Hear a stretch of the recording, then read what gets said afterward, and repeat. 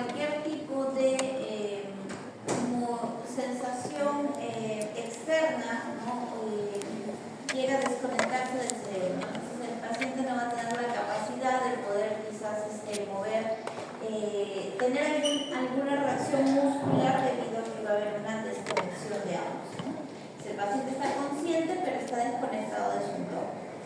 Entonces, sabemos que es un agente que va a generar un estado similar a un estado hipnótico, ¿ya? No es un estado hipnótico como tal, porque como les estaba diciendo, la hipnosis es un sueño inducido y en este caso no hay una inconsciencia. La gente está consciente, pero no está, digamos, alerta a su entorno. Por eso que podría parecer como una hipnosis, ¿ya? Produce una disociación funcional, claro, entre el sistema límbico y el tálamo cortical. Y bueno, uno de los fármacos quizás que más vamos a ver que se utilizan son las cicloxaminas. La más conocida es la ketamina, ya que justo la tenemos aquí, esta de aquí, que es la ketamina, que es la que más vamos a encontrar quizás en la práctica diaria. Pero también tenemos otro tipo de cicloxaminas, como por ejemplo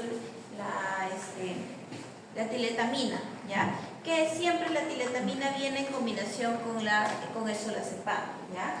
El producto como tal se llama el Soletil.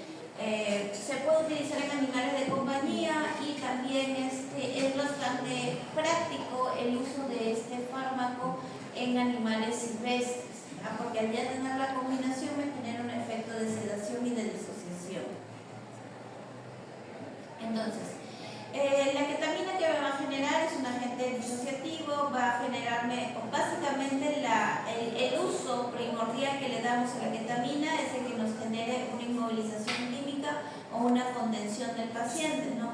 Nos sirve mucho en animales silvestres o en pacientes que son muy nerviosos, que quizás ni siquiera puedes manipularlos, así le coloques un tranquilizante, ¿ya? Entonces el hecho de disociarlo te ayuda mucho en el manejo, ¿ya? Va a tener características de analgésico, ¿ya? La ketamina no es un analgésico, pero sus características de coadyuvante analgésico también son bastante favorables cuando lo combinamos con analgésicos como por ejemplo los opioides. Entonces, a nivel intraoperatoria nos puede servir mucho en combinación con otros analgésicos, donde ya formamos lo que son las infusiones en CRI y que pueden generar gran margen de analgesia en combinación. Como efectos adversos me puede generar un aumento de la presión intraocular, un aumento de la presión intracraneal, lo cual, por ejemplo, en pacientes que tienen algún accidente donde tengan TEC, no es un fármaco que podríamos recomendar. Aumenta la frecuencia cardíaca, la presión arterial y evita la reducción del volumen por minuto. El estado mental es peculiar, ¿no? Cuando vemos un paciente disociado, vamos a ver como que el paciente está en un estado cataléptico, en el cual está con los ojos abiertos, como si tuviera una mirada fija y perdida, ¿no? Puede tener incluso un leve nistagmo, ¿ya? El paciente va a parecer que está despierto, en realidad está consciente, está desconectado de su entorno, ¿ya? Pero tiene una apariencia de estar totalmente alerta, ¿no? Puede tener hipertonía muscular, que quiere decir que la musculatura va a estar rígida, y es por ello que siempre la ketamina se recomienda su uso junto con lo que sería un sedante o un miorelajante, ¿ya? La posibilidad del delirio, ¿ya? El delirio, en realidad el delirio como tal es la fase en la cual el paciente empieza a tener signos de excitación antes de entrar a la fase anestésica, ¿ya? Pero también se conoce, digamos, de manera coloquial el delirio como se despierta en una forma delirante, que en realidad el término adecuado es que el paciente empieza a tener un efecto de hiperestesia, ¿ya? El paciente empieza a tener una sobrecarga sensorial, es como cuando, por ejemplo, se les apaga el celular a ustedes porque se acabó la batería, lo conectan nuevamente al cargador, ¿qué va a pasar con ese celular? Va a empezar a reventar de notificaciones, ¿no? Entonces lo mismo pasa al cerebro, cuando pasa el efecto de la ketamina, de lo que estaba totalmente aislado de su entorno, desconectado, empiezan a conectarse nuevamente la información y toda la información acumulada se presenta bruscamente, ¿no? Entonces eso genera una excitación en el paciente porque tiene mucha sobreestimulación. Es un depresor del sistema nervioso central a través de funcionar como un bloqueante de receptores que son excitatorios, ¿no? Como el N-metil diaspartato. Como combinaciones podemos combinarlo con silacina, ya va a generar un buen sinergismo porque la silacina me va a aportar lo que es una biorelajación, me va a aportar lo que es una potencia de sedación entre ambos, va a haber una analgesia multimodal, va a corregir, bueno, la rigidez es para la biorelajación. En el caso de la ketamina que genera taquicardia, la silacina genera bradicardia, se compensan, ¿no? Tener sí de todas maneras cuidado porque puede haber una depresión respiratoria moderada, ¿no? Si bien la ketamina al generarme una hipertonía muscular puede llegar a generar una reducción de la frecuencia respiratoria, entonces si lo utilizamos en combinación con otros fármacos que me deprimen la frecuencia respiratoria podría verse ese efecto, ¿no? Bradicardia marcada si quizás la combinación implica que haya mayor proporcionalidad de la silacina, vómitos en perros pero también por la silacina, riesgo en pacientes cardiópatas, ¿no? Porque pueden haber cambios bruscos tanto de bradicardia, taquicardia, de manera muy brusca, obviamente la musculatura del paciente cardíaco no es adecuado manipularlo de esa manera. Y bueno, digamos que dentro de los parámetros modernos de la anestesia no es una técnica anestésica que se recomiende, pero sí la podemos usar como parte de la MPA o como parte quizás de un manejo clínico para diagnóstico, para quizás inmovilizar al paciente y sacar una muestra de sangre, ¿no? De todas maneras es bastante útil, ¿ya? En el caso de la tiletamina y el solazepam recordemos que es una benzodiazepina, ¿ya? Entonces, ¿qué va a generar? Va a bloquear los receptores de NMDA, la tiletamina, o sea, va a funcionar igual que la ketamina, y bueno, va a aumentar la inhibición de los receptores GABA a través del solazepam, porque es un benzodiazepínico. Va a reducir la rigidez porque el benzodiazepínico también tiene propiedades de relajante, va a mejorar por sinergia la sedación y va a permitir llevar al paciente a un plano anestésico útil, básicamente para hacer alguna sutura, para hacer algún manejo clínico, ¿ya? Y bueno, limitaciones y riesgo, bueno, va a haber una limitación en la analgesia porque sabemos que como tal no es un analgésico, la recuperación es irregular en los perritos, riesgo neurológico básicamente porque se acuerdan que los benzodiazepínicos pueden llegar a generar los signos paradoxales y bueno, la falta de reversibilidad, ¿no? Entonces eso también hace que sea un poco más complejo su uso, ¿no? Entonces vamos a ver este video.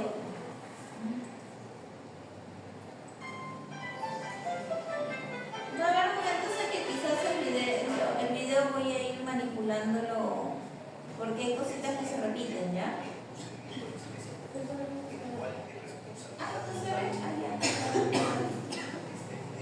Ahorita lo retrocedes, no quiero activar el...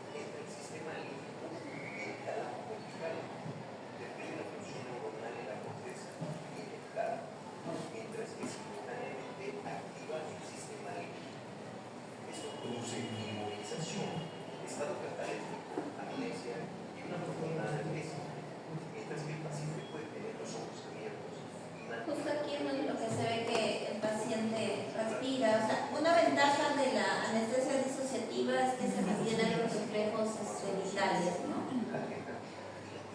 Entonces,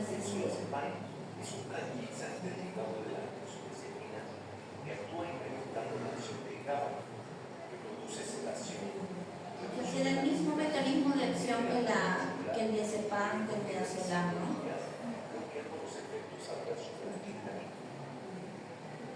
Ya, entonces básicamente recordar que la disociativa es la combinación de ambos fármacos.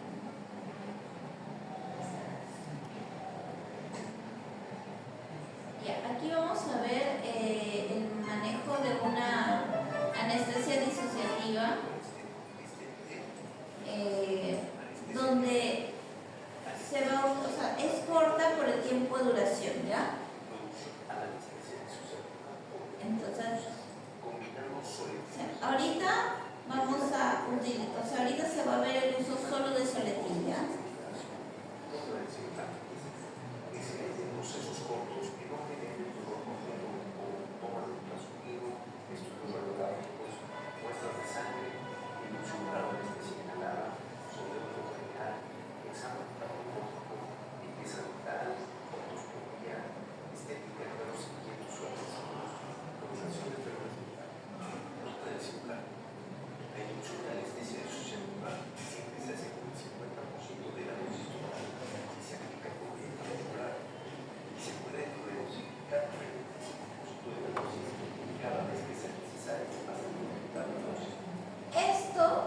Esto va a tener sentido cuando hablamos de los fármacos que están hechos en combinación, ¿ya?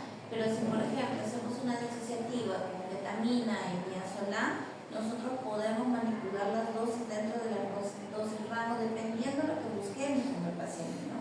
A veces no buscamos tenerlo tan disociado o tan contraído, ¿no?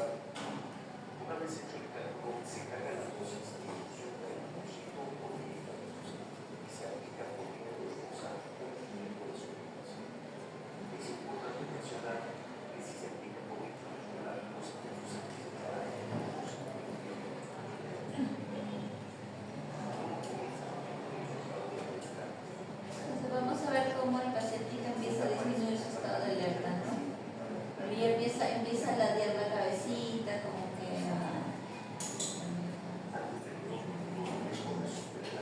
ahora, algo muy típico cuando usamos las ciclosaminas es que el tiempo de latencia es bien corto, ya alrededor de 1 a 2 minutos ya vemos que el paciente llega a ese estado.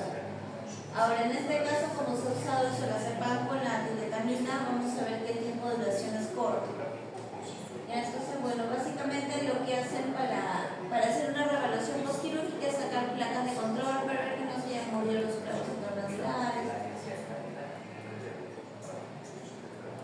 Y bueno, y eso también vemos cuando el paciente se recupera, ¿no? Incluso algo que creo que se observó aquí es que hay un poco de celorrea, ya eso también es parte del efecto de la ketamina, ¿no? Ahí tiene celorrea. Casi a los 30 minutos ya el paciente se levanta así medio táxico, pero ya se levanta.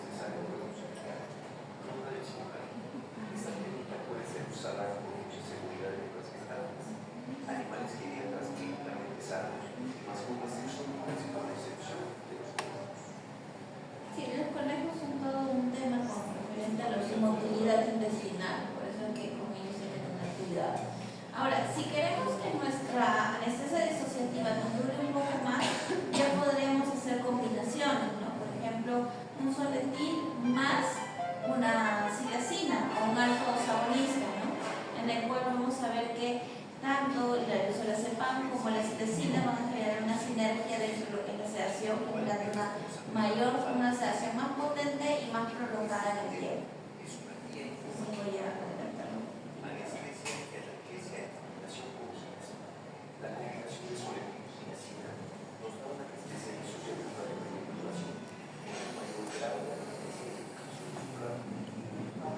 Claro, acá ya va a haber cierto grado de analgesia que lo estaría brindando la silacina, ¿ya? La ginesina es un compuesto alfa-2 agonista. Se usa en la mayoría de las especies. Produce sedación, analgesia y consuelo. Tiene una gran síntesis de consuelo. Con una ventaja adicional, su efecto puede ser revertido mediante el uso de antagonistas. La dosis establecida por el Manual de Farmacología Veterinaria establece un rango para la dosificación de ginesina que va de 0,66 hasta 2,2 miligramos. De igual forma que para su elegir, establecimos una dosis práctica de ginesina para perros y gatos, la cual es de 1 miligramo. Existen dos presentaciones comerciales de ginesina. Ginesina 2%, que equivale a 20 miligramos por Ahora, esa dosis que ellos están indicando es como dosis total, ¿ya? Porque la forma que ellos están aplicando el manejo de la anestesia disociativa es que cargan una dosis total y empiezan, ¿no?, con la inducción del 30% o el 50% de todo lo que han cargado, ¿no? Y si necesitan que el paciente quizás sale del plano anestésico, le colocan un poco más, ¿no?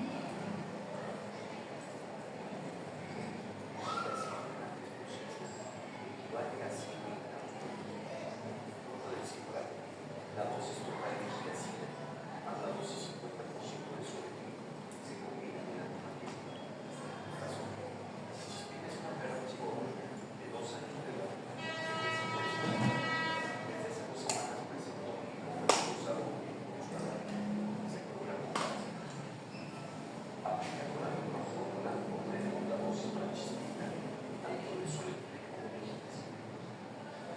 Es importante recordar que la infusión se hace con la dosis total de la resta, que es 50% de la dosis de sodio. Iniciamos el proceso anestésico de chispita. Se realizan todos sus movimientos. En este caso lo que van a hacer es un procedimiento de extracción de la masa, ¿no? Muscular que observamos los últimos 5 minutos después de la aplicación. Inicia con los ciclos de ataxia y coordinación, manteniendo los reflejos de ejecución palpebral y los ojos abiertos. Han pasado 15 minutos desde la ejecución y este momento ya nos permite sortear interesadamente con que se encuentra en el plano gracias a la combinación con ginesina. El plano quirúrgico es apropiado para realizar la cirugía. Los reflejos están ausentes en los músculos y la saturación. La potencia de biorelajación que puede darte la silacina puede llegar a relajarme la entrada del epiglotis y que el paciente puede estar intubado, ¿ya? Cuando no utilizamos, por ejemplo, un alfa-2 agonista, no podríamos intubar al paciente, todavía habría reflejos presentes. Para eso tendríamos que inducir con propofol, ¿no? Pero es una ventaja a veces del uso del alfa-2 agonista y la sinergia con el benzodiazepínico para generar la biorelajación.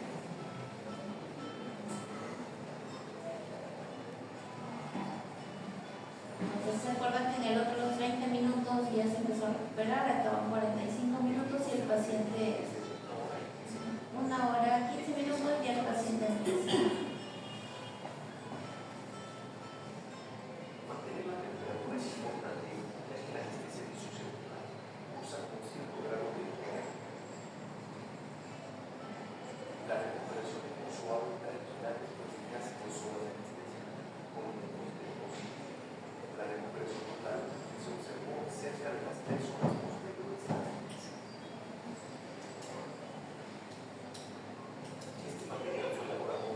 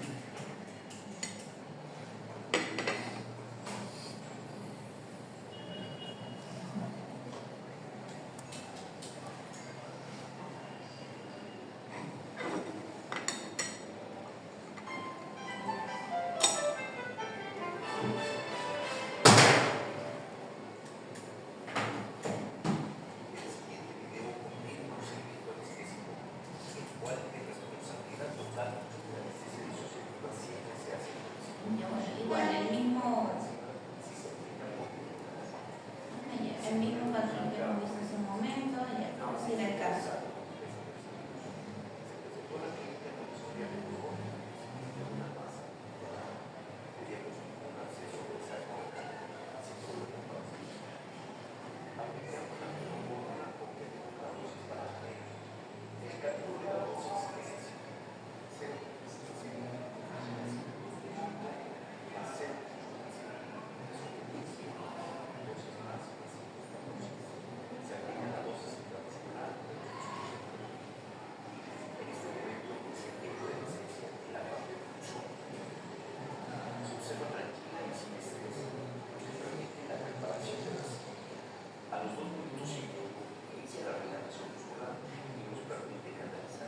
El que me da la rapidez de latencia para poderlo manipular es la ketamina, ¿ya? Ahora, como ya habíamos hablado en los eméticos, la silacina muchas veces genera ese efecto emético, sobre todo porque la combinación que realizan aquí es usando la silacina a altas dosis, ¿no? Yo en particular no lo uso para alta dosis, solo lo uso bajo dosis.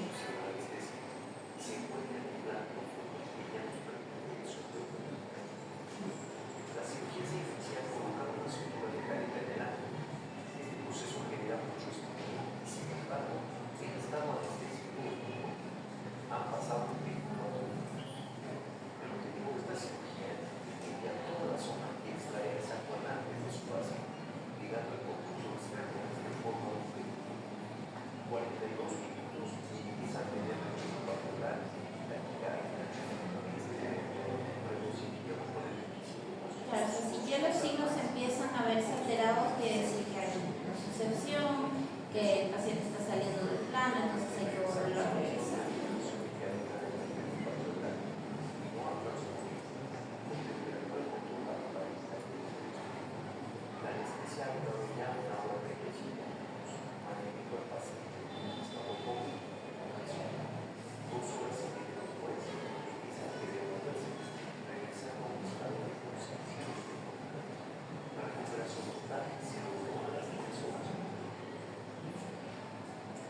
Por eso que también ya no son fármacos que quizás lo utilizamos como nuestra primera opción en un procedimiento quirúrgico, ¿no? Porque ahora se espera que la recuperación sea un poco más rápida del paciente, de paso que eso también genera menor estrés, menor probabilidad de hipotermia, ¿no? Entonces no es conveniente otro tipo de manejo que se esté.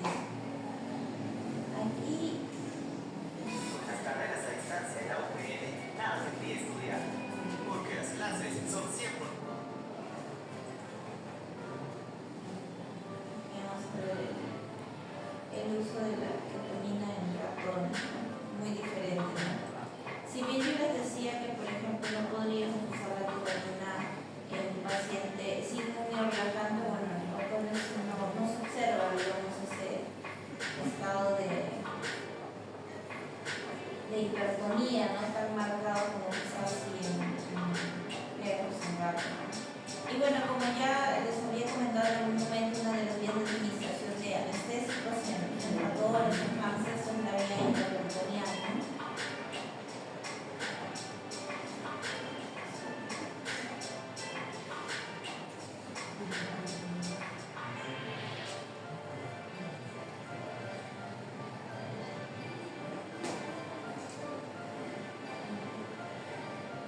Vamos a ver, tenemos minutos.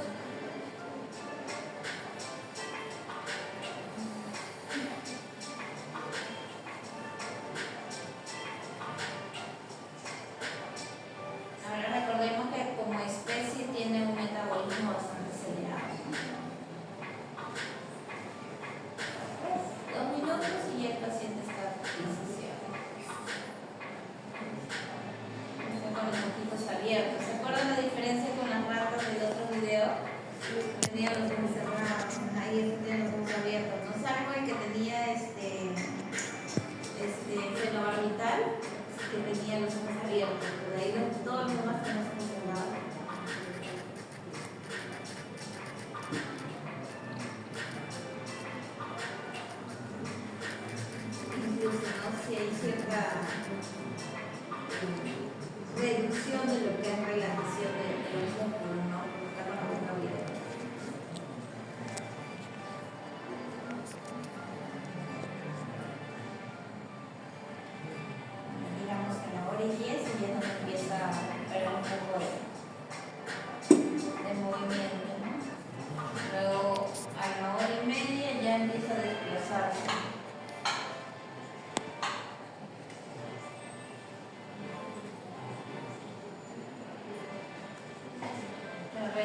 135 minutos, o sea, 2 horas y 15 ya el paciente está totalmente recuperado.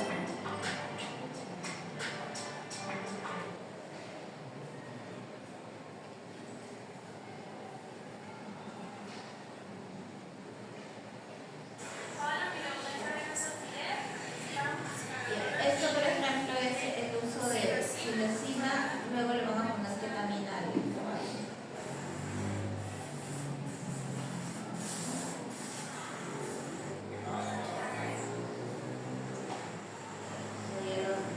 Lo sedan primero.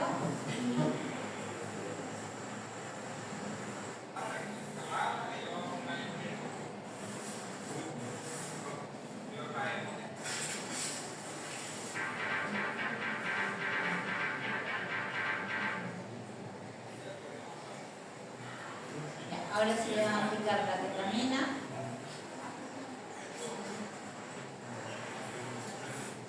La ponen en la yugular. Introduciendo ketamina para dormir a la gente.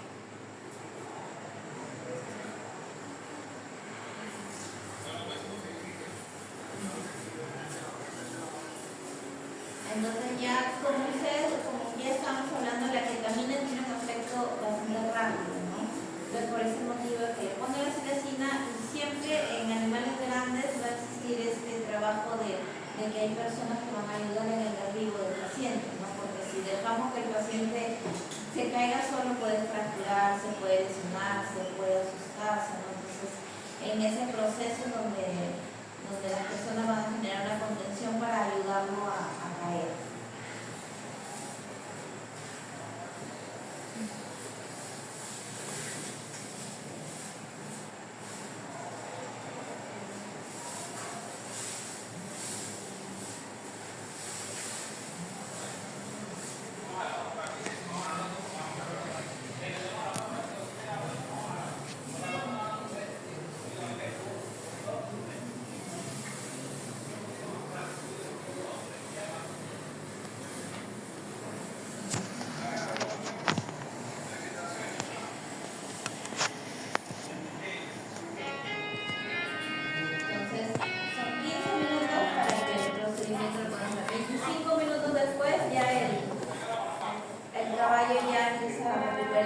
Reflejos y ya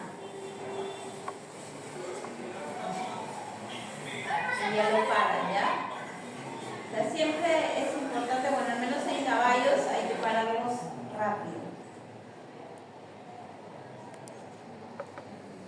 Esto es en perros, por ejemplo.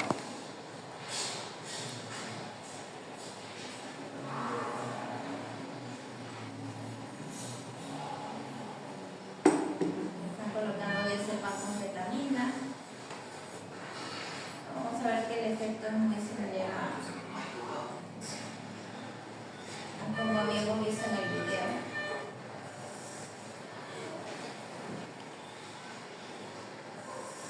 Pérdida de reflejos. El paciente no observamos que haya rigidez muscular, ¿no? Por lo mismo que está en combinación con el diazepam.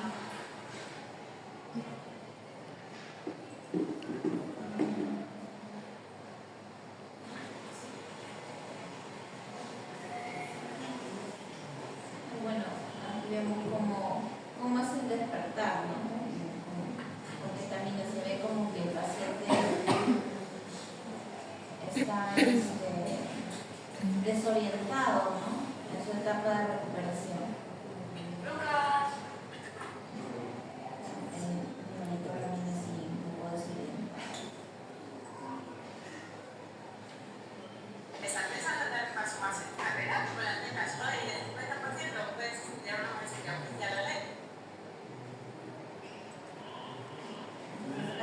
Esta es una típica recuperación por ketamina, ¿no? El paciente está con los ojos abiertos, está con las pupilas dilatadas, está como que tambaleante, ¿no? O sea, es típico ese tipo de movimiento de cabeza. A veces incluso cuando recién están recuperando se empiezan a tener un espasmo bastante fuerte, ¿no?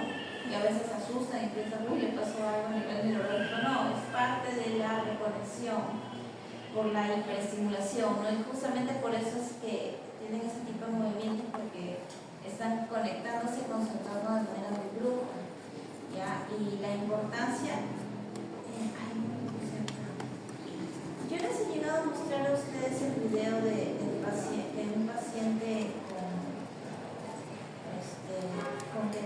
sola.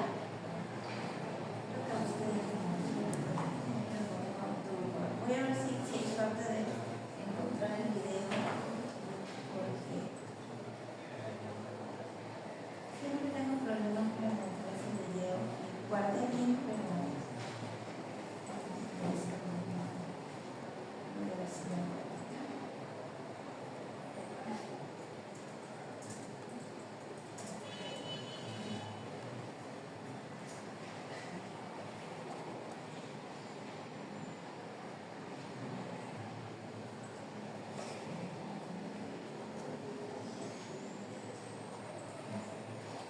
Este video siempre lo busco porque me parece bastante importante que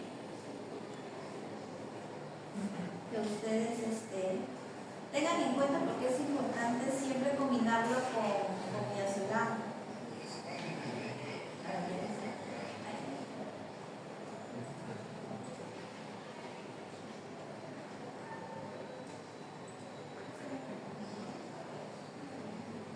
Aquí a este paciente le están poniendo solo ketamina, ¿ya? Me voy a adelantar un poco cuando yo lo ponga.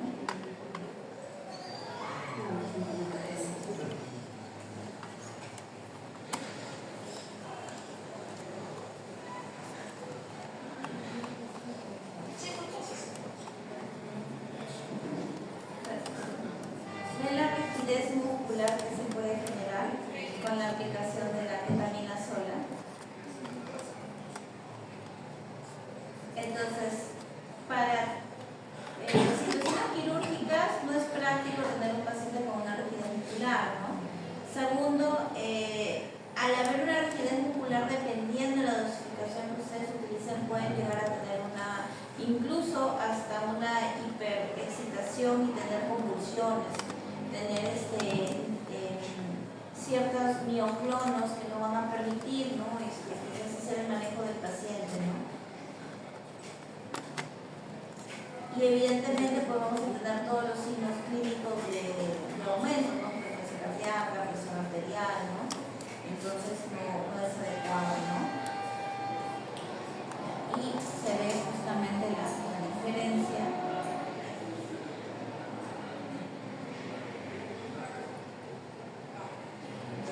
Aquí lo que van a hacer es ponerle Midazolam. Creo que se le puede diezepam. Acá ya le colocaron el diazepam. O sea, el perro estaba con la ketamina, le colocaron el diazepam y ya se ve la diferencia entre este video y el video anterior, ¿no es cierto? Ya las patitas están más relajadas.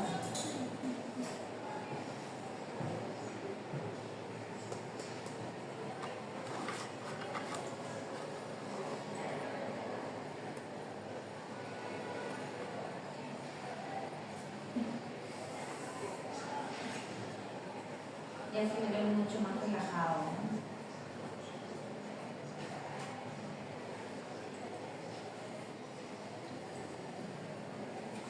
Así que eso para que nunca se olviden que la ketamina nunca se coloca sola, ¿ya?